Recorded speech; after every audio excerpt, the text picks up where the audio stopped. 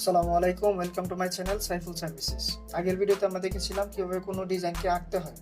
আজকের ভিডিওতে আমরা দেখব কোনো ডিজাইনে ফুলের মধ্যে এবং পাতার মধ্যে কিভাবে শেড দিতে হয়।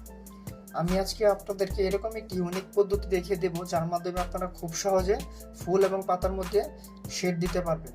এবং এই পদ্ধতিটি অলমোস্ট অনেক ডিজাইনাররা জানেই না। সো ভিডিওটি পুরোপুরি দেখবেন, ইনশাল্লাহ নতুন কিছু শিখতে পারবেন। চলুন আমরা আমাদের আজকের ভিডিও শুরু করি।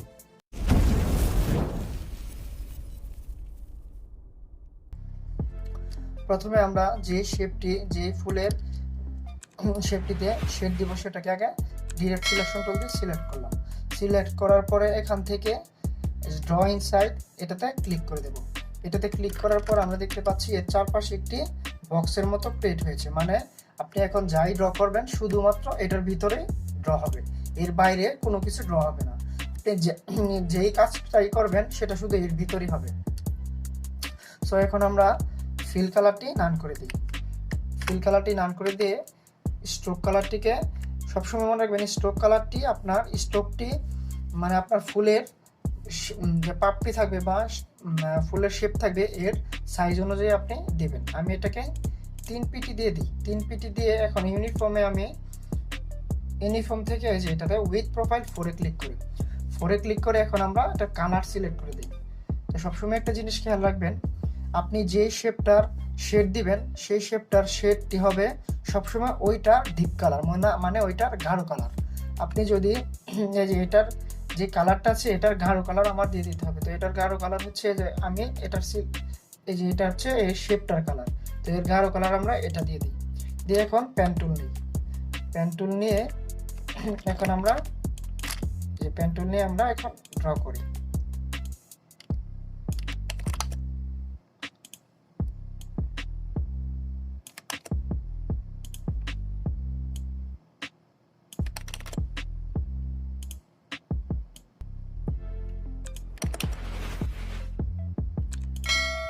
আপনারা এটা করতে করতে অভ্যাস হয়ে যাবে এবং সুন্দরভাবে আরো শেড দিতে পারবেন।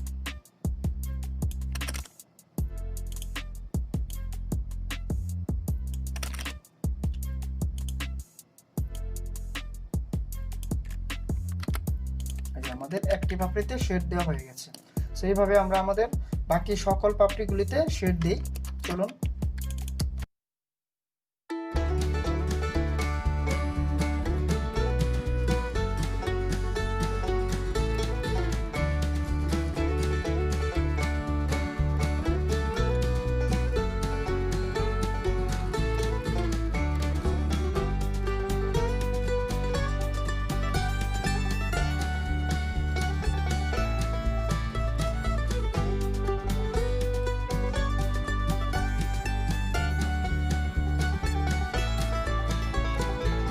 আমরা দেখে পেলাম কিভাবে এই পাতার মধ্যে শেড দিতে হয়।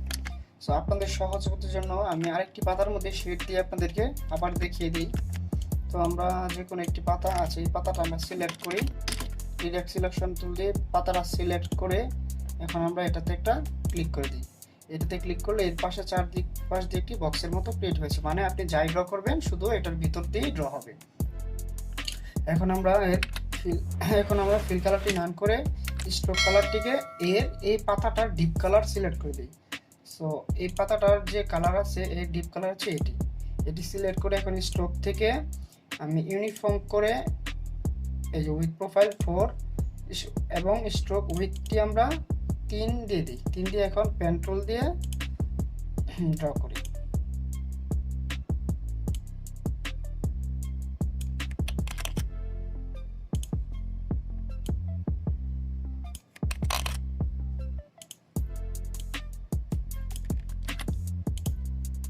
এই যে আমাদের পাতার মধ্যে শেড দেওয়া হয়ে গেছে।